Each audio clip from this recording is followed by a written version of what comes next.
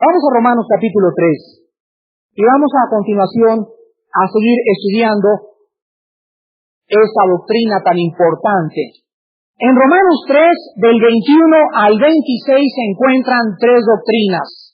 Las tres doctrinas más importantes de la vida cristiana. Yo les decía este pasado miércoles a mis discípulos, a mis estudiantes, que si ellos no sabían estas tres doctrinas, no sabían nada de la Biblia. Las tres doctrinas que se explican aquí es la justificación, la redención y la propiciación. Las doctrinas centrales de toda la expiación o de toda la doctrina de la muerte de Jesucristo. A ver, ahorita rápidamente, alguien le preguntó, explícame en un papel la doctrina de la redención. ¿Qué contestarías? Piensa rápido. ¿Qué pondrías en el papel? Muy bien, los que ya tienen varios añitos en el Señor y todavía no han aprendido la doctrina de la redención, dice en Hebreos 6, dejando ya los rudimentos, nos acercamos a la perfección. O sea, ya es hora de que sepamos que tenemos que madurar en Cristo. Y tenemos que conocer las doctrinas de nuestra palabra de Dios. La redención es el precio que se pagó por nuestros pecados. Porque la palabra redención, acuérdense la clase pasada, implica una salvación y tiene tres partes: justificación, santificación y glorificación. Ahora, ¿cuál es la doctrina de la justificación? Rápidamente en un papel te pido ahorita como tu maestro, escríbeme o defíneme la doctrina de la justificación por la fe. ¿Qué pondrías en el papel?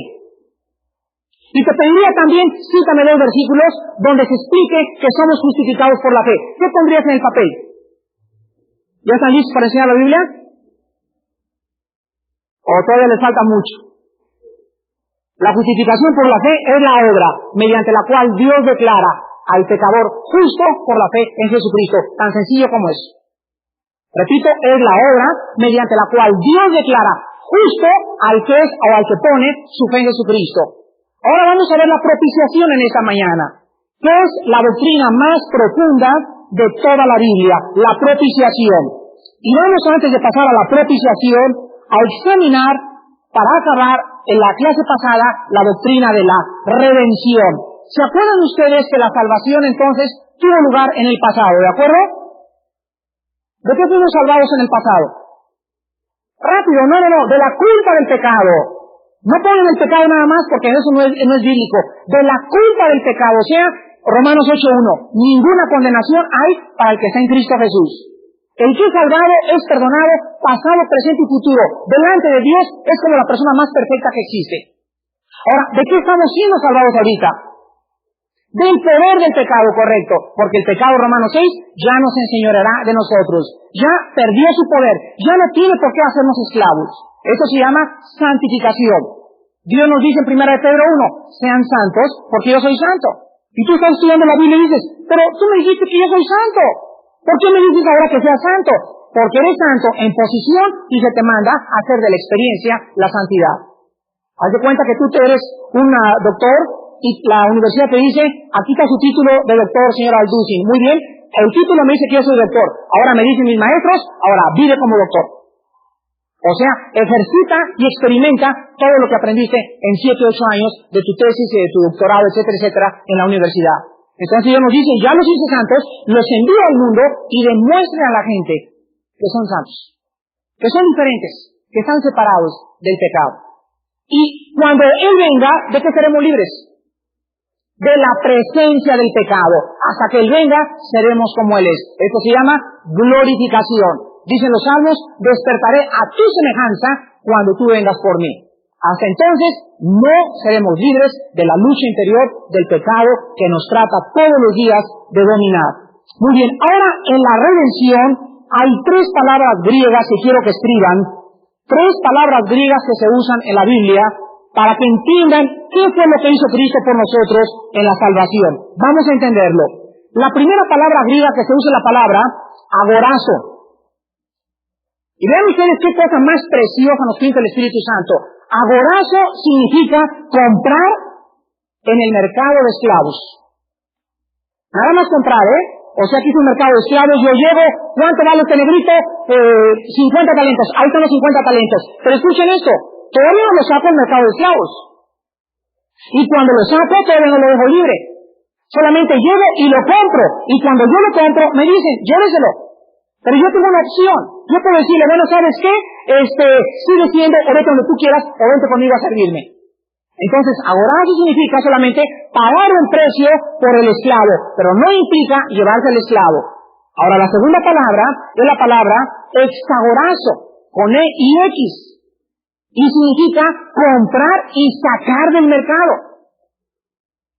Y la tercera palabra, nutro, con doble O, significa dejar libre mediante el pago una vez que se ha hecho. Vean lo que hizo Cristo con nosotros. Estábamos en un mercado de esclavos. ¿Éramos esclavos de qué? Bueno, Cristo entra y había que pagar un precio porque el diablo tenía control de nosotros legal. La posesión jurídica del diablo sobre nosotros era legal. Él le dijo a Cristo, los reinos del mundo me pertenecen legalmente. Dios no se los dio de cumpleaños, ni tampoco el día de las madres se los dio a la novia del diablo, si es que tiene. Él controló y nos adquirió a nosotros cuando el hombre le dijo a Dios en el Edén, no te necesito. En ese momento el hombre se volteó y cayó en las manos de los poderes del mal. Y desde ese momento los poderes del mal tienen el planeta bajo su control y a los habitantes de la tierra. Entonces Cristo llega y ¿con qué paga? ¿Con American Express? ¿Con qué pagó Cristo? Con su preciosa sangre. Dice en 1 de Pedro, hemos sido liberados, no con oro ni plata, sino con la sangre preciosa. Cristo paga la sangre por mí. Entonces, el momento que paga Cristo, me agarra de la mano, y ahí viene la palabra exagorazo, y me saca del mercado de esclavos. Y cuando me saca, yo le digo, gracias a Dios soy libre. Y me dice Cristo, sí eres libre, pero eres libre para seguirme. Eres libre para portarte bien, porque la libertad no consiste en hacer lo que tú quieras, sino la libertad consiste en hacer lo que debes hacer. Llévame a tu maestro de sociología esta definición. Es la mejor definición de la libertad que he oído en toda la historia de la filosofía que he podido leer. La libertad no es hacer lo que uno quiera, la libertad es hacer lo que uno debe de ser. Hacer lo que uno quiera se llama libertinaje. Cuando una muchacha dice, yo soy libre, hago lo que yo quiera, y no quiero ni cristianismo ni nada, esa muchacha es esclava. ¿De qué? De sus pasiones. Porque ella cree que el libertinaje es tener libertad. Es todo lo contrario. La libertad, entonces, es hacer lo que debes hacer. Otro ejemplo. Llega el juez y me presenta ante el juez y me dice, señor Yusin, usted es libre, ya purgó 10 años, alguien pagó su deuda y me saca de la cárcel. Y salgo de la cárcel. Ahora sí, vamos a planear otro robo, otro banco. Y me dice el juez, señor Alducin, usted es libre para hacer el bien. Porque si usted hace el mal, ¿qué cosa? Le damos otra vez y lo mandamos al oriente. Entonces, hermanos, dice Gálatas 5:13, porque a libertad fuimos llamados, solamente que no usemos la libertad como ocasión para la carne. Cuando alguien dice, con que no puedo perder la salvación, entonces puedo hacer lo que yo quiera, no ha entendido lo que es la redención.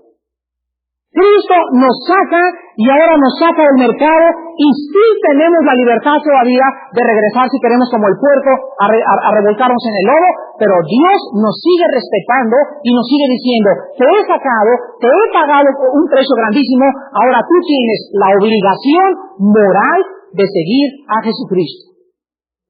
Hermanos, si no comprendemos esto, no vamos a comprender lo que significa la redención. Muy bien, versículo 25, Romanos 3:25. A quien Dios puso como, ¿qué cosa? Propiciación por medio de la fe en su sangre, para manifestar su justicia a causa de haber pasado por alto en su paciencia los pecados pasados. Vamos a Éxodo capítulo 25 y vamos a encontrar dos palabras muy importantes en la palabra de Dios. Éxodo capítulo 25. Para que entendamos la propiciación, tenemos que entender el propiciatorio. Éxodo 25, versículos del 17 al 22. Éxodo 25, del 17 al 22. Y harás un propiciatorio de oro fino, cuya longitud será de 2 codos y medio y su anchura de codo y medio. Harás también 2 querubines de oro, labrados a martillo los harás en los 2 extremos del propiciatorio. Harás pues un querubín en un extremo y un querubín en el otro extremo. De una pieza con el propiciatorio hará los querubines en sus 2 extremos. Y los querubines extenderán por encima las alas, cubriendo con sus alas el propiciatorio, sus rostros el uno enfrente del otro, mirando al propiciatorio, y los rostros de los 2 querubines, y pondrás el propiciatorio encima del arca. Y en el arca pondrás el testimonio que yo te daré. Y de allí, ¿de dónde? Del propiciatorio. De allí me declararé a ti, de allí, no de la puerta, ni en el altar, ni en el lugar santo, ni afuera, en el propiciatorio te hablaré. Sobre el propiciatorio hablaré contigo, de entre los 2 querubines que están sobre el arca del testimonio, todo lo que yo te mandare para los hijos de Israel. Hermanos, acuérdense ustedes lo siguiente: cuando se construyó el tabernáculo, era el propósito de Dios, ¿qué cosa? El tabernáculo era el propósito de Dios de venir a la tierra y el hombre entrar a su presencia y tener comunión con Él. Dios siempre ha querido tener comunión con nosotros. Entonces el tabernáculo es el medio que Dios usó para comunicarse con nosotros, porque éramos pecadores. Ahora el tabernáculo estaba así forrado con telas de tejones, entrabas por una puerta y llegaba la familia Pérez, aquí está mi chivito. Lo recibía un sacerdote, deme su chivito. Y luego a la entrada había un altar donde clavaban al chivito y tenía 4 cuernos el altar.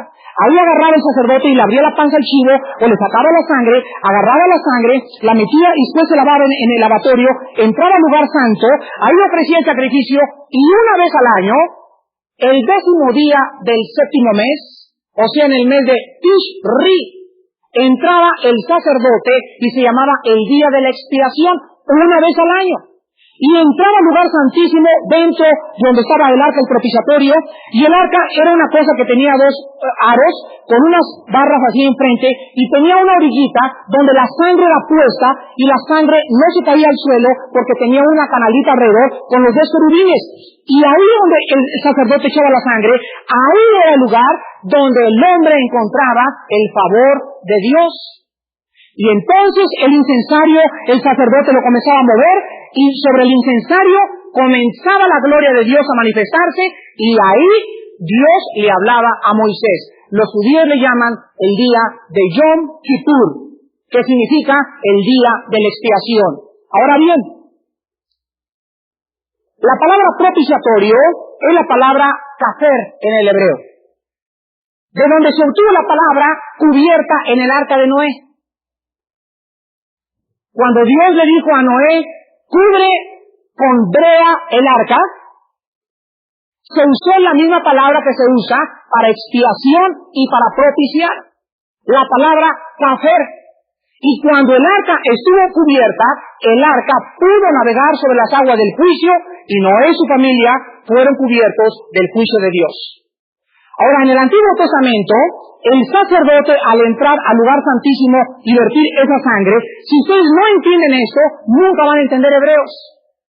El sacerdote estaba vestido con una mitra, un manto, una túnica, un efod, y aquí arriba traía un pectoral con 12 piedras. Traía una columna de 4 piedras, otra columna de 4 piedras, otra columna de 4 piedras. Eran diamantes, cornalina, amatista, rubí, etcétera, etcétera. Y cuando el sacerdote entraba al lugar santísimo, le dice Dios en Éxodo 28 a Moisés, las piedras representan a las 12 tribus. Y cuando el sacerdote entra a mi presencia, él lleva a las 12 tribus para presentarlas delante de mí e interceder en oración. ¿Qué cosa más maravillosa de lo que nos habla que cada cristiano debe traer en el corazón a las piedras preciosas que son mis hermanos en Jesús? Y cuando yo vengo a orar, tengo que traer a mis hermanos a la presencia de Dios. Ahora el sacerdote, es muy importante, la última enseñanza, que tenía que tener campanas. Y cuando entraba al lugar santísimo, se oía clink, clink, clink, clink, clink, clink, pero lo oían de afuera. Y cuando no lo oían, el sacerdote en las puntas de la túnica que le llegaba hasta los pies tenía unos cordoncitos y lo jalaban y lo sacaban muertos. ¿Y saben ustedes por qué tenía que tener campanas? Para que los que no podían entrar al lugar santísimo lo estuvieran oyendo. Él ministraba sin que lo pudieran ver, pero oían la ministración. Representa a Cristo. No lo podemos ver, pero lo oímos en su palabra. Ahora, cuando no hay sacerdote, cuando no había campanas, significa que algo había pasado. Que había entrado al lugar santísimo, número uno, con alguna región de su cuerpo sin habérsela cubierto. Porque el sacerdote tenía que estar cubierto hasta las mangas y hasta los pies, y la carne no se podía asomar más que la carne de la cara. Porque cuando entras a la presencia de Dios, no puedes ministrar en la carne. Es en el espíritu. Ahora, cuando el sacerdote entraba sin taparse, o cuando entraba en otro día que no debería entrar, caía muerto inmediatamente. Dice Levítico 16:2, Moisés, dile a Aarón que cuando entre a ministrarme, entre y no todos los días, sino cuando yo le diga para que no muera. Entonces, cuando el sacerdote entraba con pecado, moría inmediatamente y lo sacaban arrastrando con los hilitos, porque ningún sacerdote podía entrar más que el sumo sacerdote una vez al año, y si el sacerdote moría, tampoco podían entrar a sacarlo. Lo tenían que jalar con las riatas esas. Hermanos, todo esto es un cuadro que nos pinta el Antiguo Testamento. ¿De quién?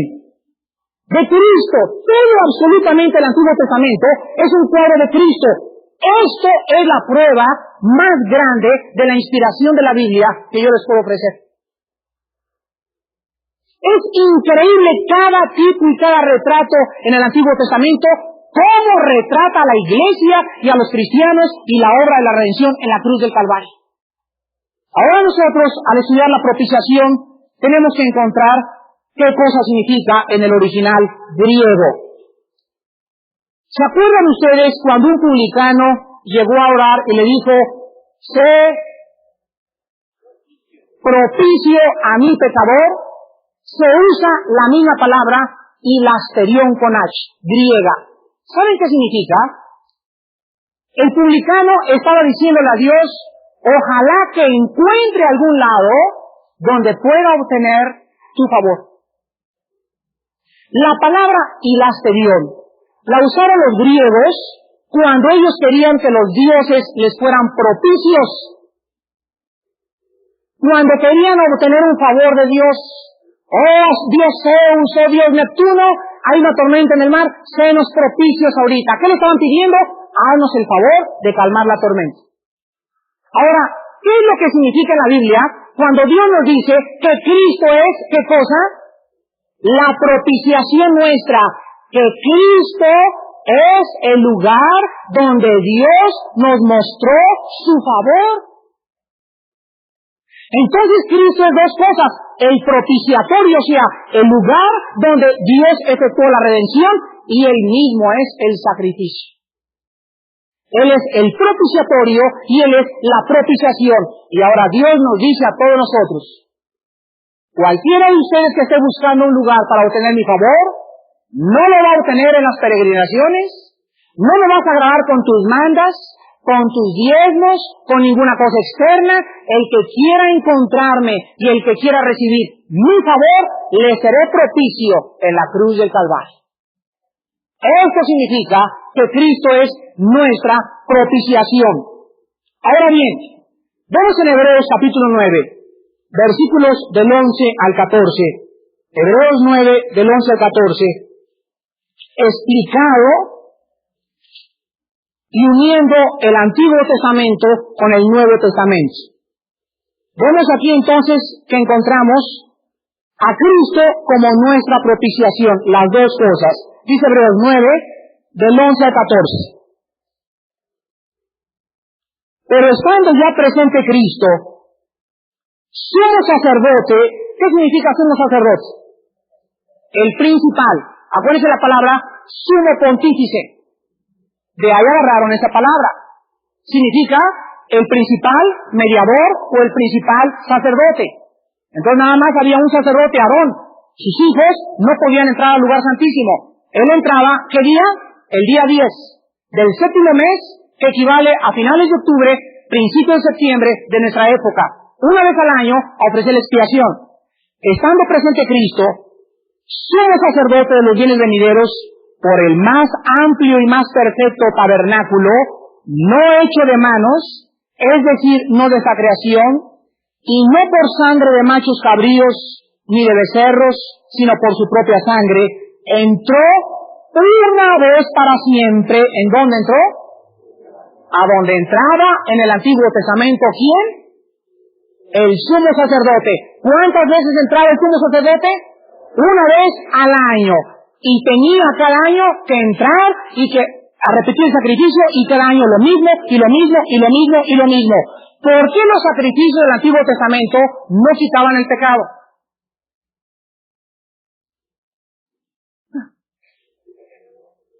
¿Perdón? ¿Cuál era entonces el sentido de estar sacrifique y sacrifique y sacrifique si los sacrificios no podían quitar el pecado? Hasta que Cristo viene, se quita el pecado. Entonces, ¿qué nos quiere usted decir, hermano? Me preguntas. Entonces, ¿no había perdón de pecados en el Antiguo Testamento? Lo has adivinado. En el Antiguo Testamento no se le perdonó el pecado a nadie. Se cubrieron temporalmente. La palabra kafar en el hebreo, que significa cubrir temporalmente. Se nos pusieron a crédito hasta que Cristo viniera. Versículo 2, ¿en qué estamos? En versículo 12, el 13. Porque si la sangre de los toros y de los machos cabríos y las cenizas de la becerra, rociadas a los inmundos, santifican para la purificación ¿de qué? Muy bien, el espíritu no había sido purificado, solamente se les cubría temporalmente el pecado carnal. Versículo 14, ¿cuánto más la sangre de Cristo, sin mancha Dios, limpiará? ¿Qué dice? ¿Qué es lo primero entonces que nos da el perdón de Dios? Mi conciencia absoluta de que ahora todo lo que hice en mi pasado, las golpizas que le di a mi mujer, las borracheras que armé, los latrocinios que hice, las cosas tan tremendas que le hice a mi abuela, las cosas que le hice a mi madre, a mis hijos, ahora Dios me dice, Armando, tus pecados han sido alejados, pero lejos, lejos, lejos, lejos, y jamás estarán en mi presencia. Quiero que sepas que ahora eres una nueva criatura. Por favor, si yo te he perdonado, no te atormentes tú con pecados pasados. La sangre de Cristo nos limpia nuestras conciencias. Y si hay alguien en esta mañana que se dice cristiano y sigue atormentado por algo que hizo en el pasado, es porque él no tiene fe, porque no ha creído en el testimonio que Dios nos ha dado en su palabra, de que cualquiera que en él crea tiene la vida eterna y que tus pecados han sido perdonados. No me digas que estás atormentado psicológicamente por algo de tu pasado, cuando la Biblia dice que tú has sido perdonado con la sangre de Cristo. Cuando el cristiano no sabe esto, vive atormentado. ¿Significa que alguien en esta congregación puede estar atormentado sin ser cristiano? No. Estoy seguro que está atormentado por ignorancia de lo que hizo Cristo en la cruz del Calvario por él. Nadie le había explicado antes que lo primero que Cristo nos viene a quitar es la conciencia del pecado pasado. Y dice en último lugar el versículo 15, así que por eso es mediador de un mejor pacto, para que interviniendo la muerte para la remisión de las transgresiones que había bajo el primer pacto, los llamados reciban la promesa de la herencia eterna. Ahora ven ustedes en Levítico capítulo 16 lo que acabamos de leer en el Antiguo Testamento. Levítico capítulo 16. Antes de leer esto, quiero recordarles algo que les pasa a los niños. A los niños les gustan los chocolates, los dulces, los gancitos, pero no les gustan ni las verduras, ni el hígado, ni las frutas, ni la cosa que tiene proteínas y vitaminas. ¿No es cierto? Así son muchos cristianos. Y cuando se trata de comer proteínas, la sangre, el propiciatorio, Cristo, el sacerdote, mejor me duermo. Porque lo único que quieren es golosinas. Pero hermanos, ya métanse a la palabra. Metámonos ya, acerquémonos a la perfección ya. Ya comencemos a escudriñar verdaderamente y a entender Levíticos y Hebreos y Éxodo y Números para que comencemos a crecer en aquel que es Cristo y comencemos a entender todo lo que Él ha hecho por nosotros en la cruz del Calvario. Ya no seamos neófitos en la palabra. Se necesitan maestros que conozcan este libro del Génesis al Apocalipsis. Y para eso se necesita mucha paciencia. Dice en Levíticos capítulo 16, del 7 al 10, de acuerdo al hígado que nos vamos a comer. El Señor tomará los dos machos cabríos, les voy a explicar ahorita rápidamente esto, y los presentará delante de Jehová a la puerta del tabernáculo de reunión, echará suertes a Aarón sobre los dos machos cabríos, una suerte por Jehová, otra suerte por Azazel, y hará traer a Aarón el macho cabrío, sobre el cual cayere la suerte por Jehová, y lo ofrecerá en expiación. Mas el macho cabrío sobre el cual cayere la suerte por Azazel, lo presentará vivo delante de Jehová, para hacer la reconciliación sobre él, para enviarlo a Azazel al desierto. Versículo 21. Y pondrá Aarón sus dos manos sobre la cabeza del macho cabrío vivo, y confesará sobre él todas las iniquidades de los hijos de Israel, todas sus rebeliones, todos los pecados, poniéndolos sobre la cabeza del macho cabrío, y lo enviará al desierto por mano de un hombre destinado para esto. Y aquel macho cabrío llevará sobre sí todas las iniquidades de ellos a tierra inhabitada, y dejará ir el macho cabrío por el desierto. Hermanos, esto es hermosísimo. Hermosísimo. Y déjenme compartirlo con ustedes. Por favor, entiendan una cosa. La muerte de Cristo tuvo dos aspectos principales. El que te diga que la muerte de Cristo tuvo como objeto principal la salvación, no conoce la Biblia. Voy a repetir lo que dije. El que te diga que la muerte de Cristo obtuvo como principal propósito la salvación, no conoce la Biblia, porque el principal propósito de la muerte de Cristo no fue la salvación, fue glorificar a su Padre. Y como segundo lugar, nuestra salvación. Pero antes que cualquier cosa, la justicia y el carácter del Padre tenían que ser vindicados en esa propiciación, en ese derramamiento de sangre. Entonces la expiación de Cristo, la muerte de Cristo, tiene dos propósitos. Uno hacia Dios y el otro hacia nosotros. En primer lugar, el Padre tenía que ser aplacado y reconciliado en su ira sobre un hombre pecador. En segundo lugar, el hombre tenía que apropiarse de lo que él hizo en la cruz. Y los dos machos cabríos representan estos dos aspectos. Vean ustedes, llega el sacerdote. Dos chivos. Ahí yo soy el sacerdote Aarón, me traen dos chivos. Muy bien, un chivo tiene que ser muerto, el otro tiene que ser libre, ¿de acuerdo? Azazel, la palabra Azazel significa dejar libre, o remitido, o perdonado en el hebreo. ¿Qué cosa más preciosa? Y el otro tiene que morir. Entonces Aarón dice, bueno, pues el que muere lo agarramos y lo ponemos ahí, lo matamos, derramamos su sangre, la meto al propiciatorio, se levanta la nube de Jehová y ya puede el pueblo ser perdonado de los pecados. Pero el otro chivo se queda esperando allá afuera. Y en eso se acerca Aarón y agarra al chivo y le pone sus manos. Esto se llama identificación. Ese chivo merecía morir, pero por suerte no murió. Y en ese momento, al ponerle a Aarón sus manos, estaba identificándose en que él tenía que morir, y en ese chivo lo dejaban libre en el desierto, y nadie podía agarrar ese chivo. El primer chivo que murió es Cristo, el segundo chivo fuimos nosotros. Nos ha dejado libres, nos hemos identificado solamente en la muerte, no hemos tenido que morir, solamente nos identificamos y aceptamos, y Dios nos deja ir libres totalmente. El segundo chivo representaba el perdón de los pecados.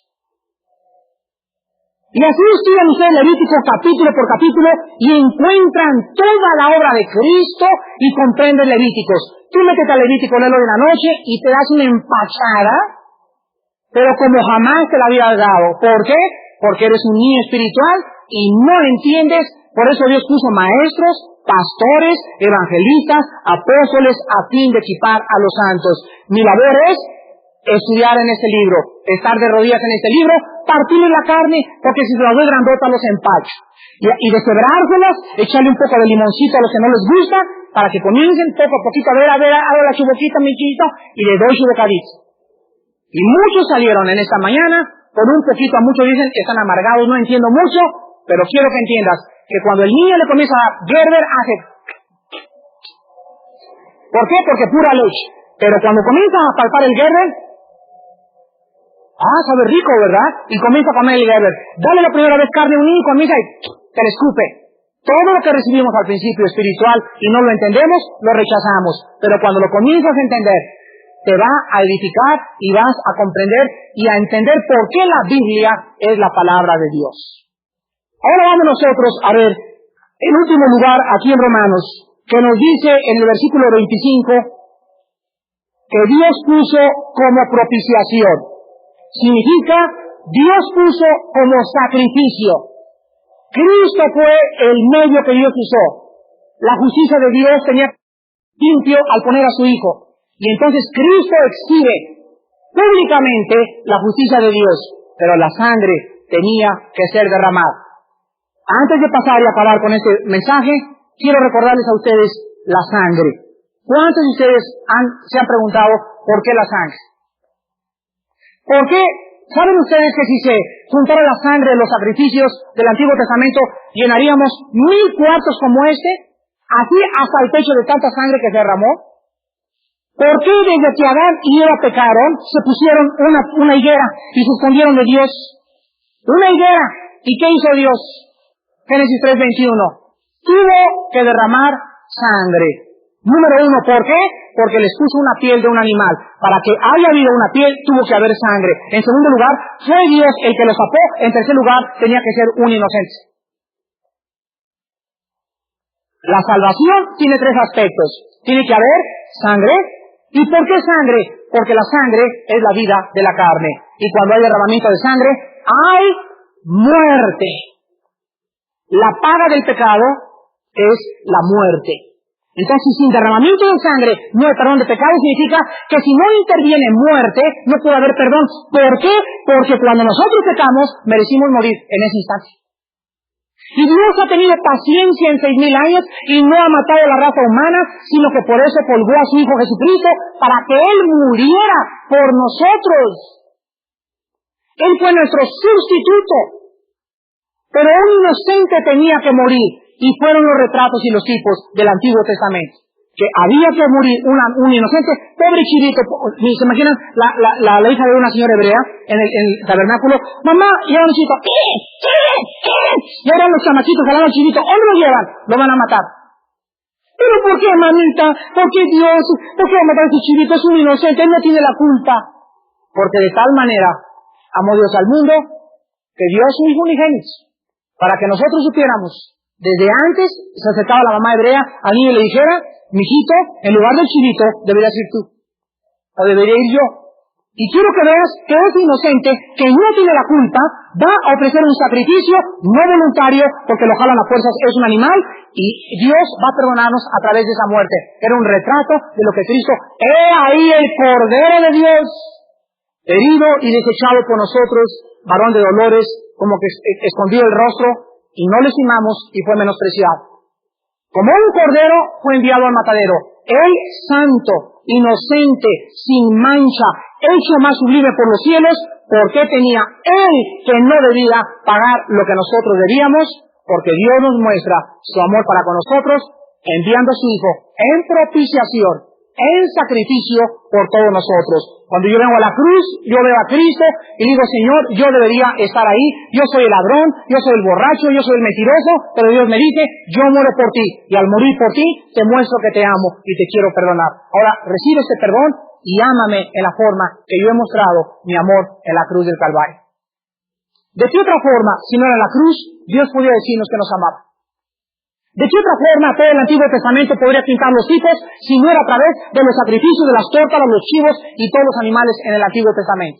Pero todo es un cuadro que hasta que no tienes el Espíritu Santo, no lo entiendes, no lo comprendes, te es locura, no lo puedes razonar, porque todo esto se tiene que discernir con las vendas quitadas. Y las vendas se te quitan cuando tú te conviertes a Jesucristo. Y acaba Romanos 3:25 diciéndonos, a quien Dios puso como propiciación por la fe en su sangre, para manifestar su justicia a causa de haber pasado por alto en su paciencia los pecados pasados. ¿Saben ustedes que Dios de la cruz hacia atrás se usa la palabra griega paresis, pasar por alto, paresis, de la cruz hasta Adán, o de Adán hasta la cruz, todos los pecados que los hombres cometieron, Dios los pasó por alto. ¿Qué significa? Que Dios no los perdonó, Dios solamente se los puso o se los tomó a crédito. Y cuando Cristo vino, Él pagó totalmente esa cuenta pendiente. Si no hubiera muerto Cristo, nadie en el centro de la tierra hubiera subido al cielo. Entonces de la cruz hacia atrás, todos los que morían no podían ir al cielo. ¿Por qué?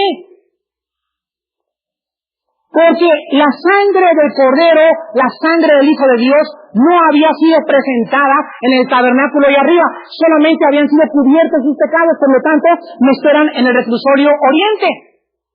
Ahí guardaditos en el seno de Abraham. Cuando Cristo muere en la cruz, baja al centro de la tierra y se lleva a todos los que ya habían esperado en Él a través de los hijos de los becerros muertos, y se los lleva al lugar santísimo, no sin antes haber presentado Él en el propiciatorio del lugar santísimo su sangre como lo único que podía agradar a un Dios, y no la sangre de los machos y los toros cabríos. Entonces, por eso antes de la cruz nadie se fue al cielo. Todos esperaban en el seno de Abraham, y de la cruz a nuestros días, ausentes del cuerpo, presentes en el Señor. Por eso cuando Cristo resucitó, se acercó una mujer y lo quiso abrazar, y le dijo Cristo a la mujer: no te acerques, que aún no subo al Padre. Entonces no lo toca, sube al Padre, presenta la sangre, y el mismo día regresa a Cristo, ya habiendo presentado su sangre, y entonces ya glorificado, la gente lo podía tocar. Y todo esto es una enseñanza para que entendamos lo siguiente. Dios ahora nos perdona en la base de Jesucristo, pero vean Hebreos capítulo 9,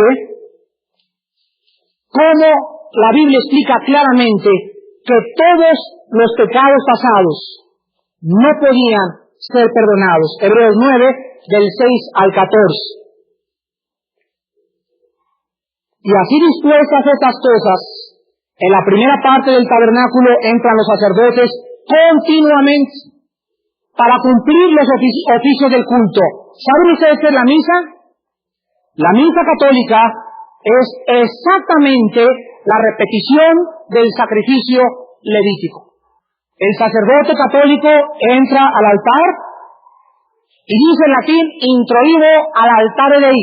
Le contesta el acólito: adem pulitifica juventudes mea quisio fortitudo meas guarda me repulici. Y el sacerdote le contesta: creas tú a te Dei, que significa entro al altar de Dios en latín a ofrecer el sacrificio por todos los que están en la misa.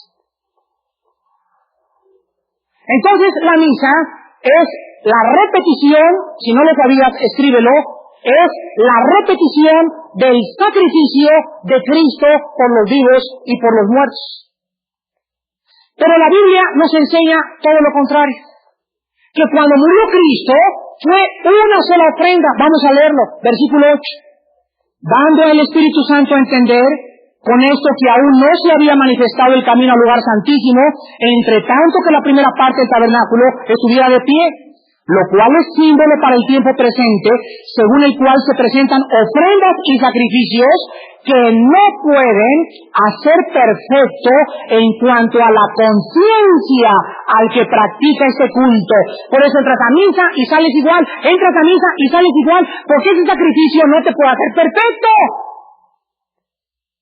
Esa es una repetición de algo que ya tuvo a cabo en lugar hace 2000 años. Y dice el versículo a continuación: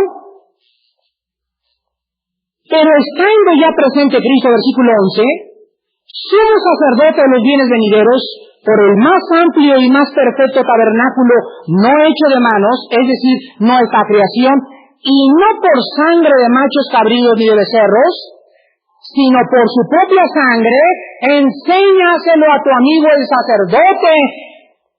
Mire, Señor, Cristo entró una vez para siempre.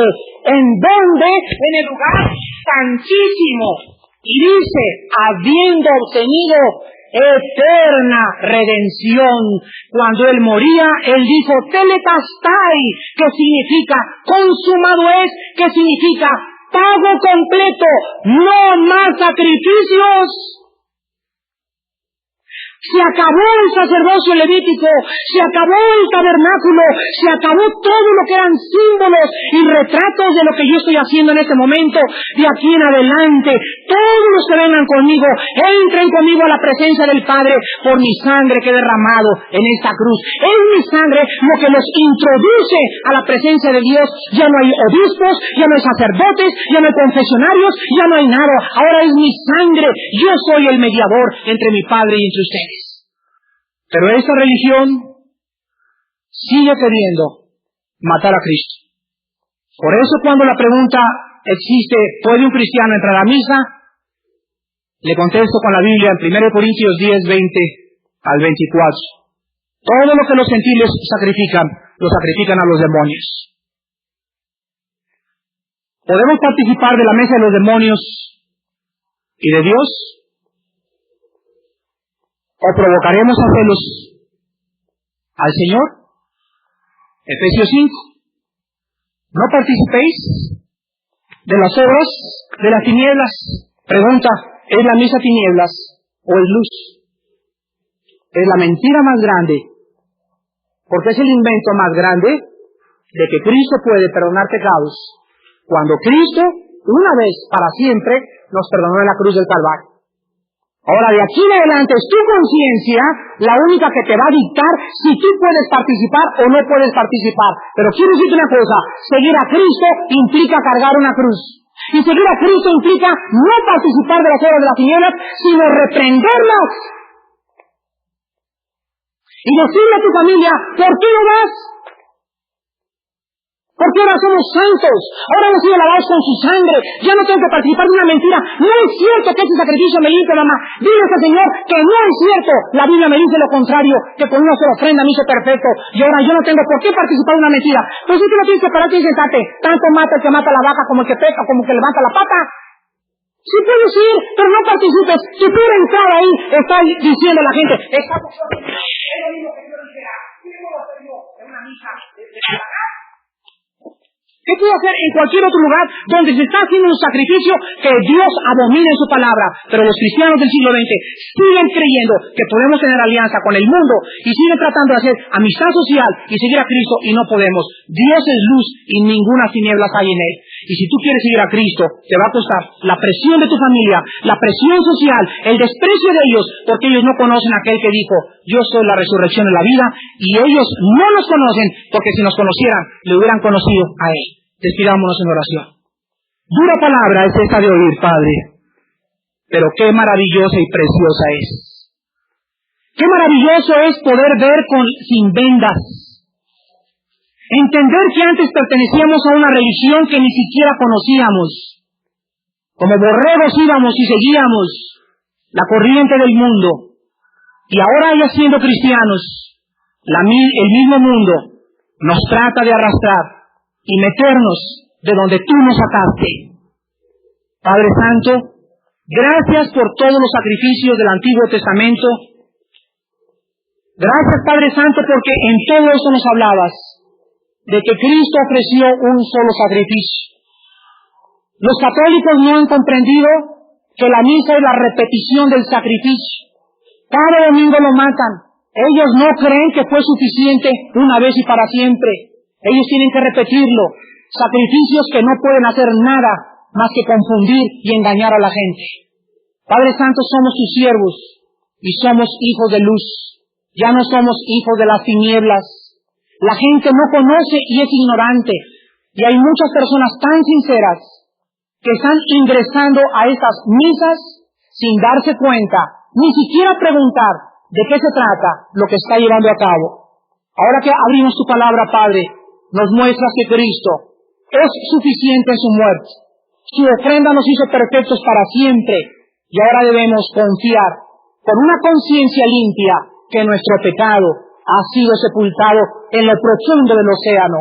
Jamás te acordarás de ellos, menos nosotros deberemos acordarnos de ellos tampoco.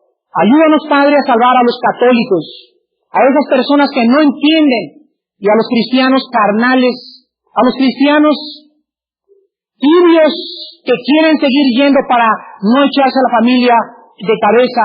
Tú les has hablado en esta mañana y tu palabra ha sido como una espada, como el martillo y como el fuego que abraza la hierba y todo lo quebranta. En su conciencia quedará ahora lo que tú quieres para su vida y el precio que nosotros pagamos al participar de la mesa de los demonios. Señor, te damos gracias por tu palabra y por las personas que en este momento le entregarán su corazón a Jesucristo, el Cordero de Dios, que quitó el pecado de nuestra vida. En el nombre de quien oramos y te damos las gracias. Amén.